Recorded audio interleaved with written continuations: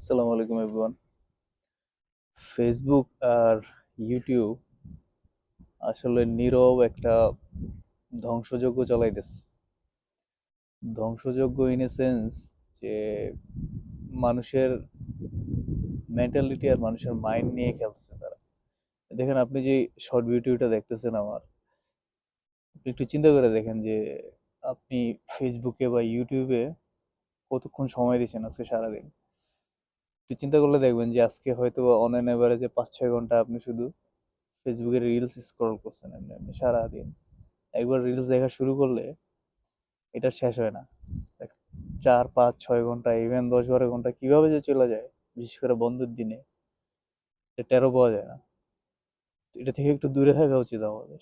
এটা মাথার ব্রেন আস্তে আস্তে একদম ফাঁকা বানায় ফেলায়।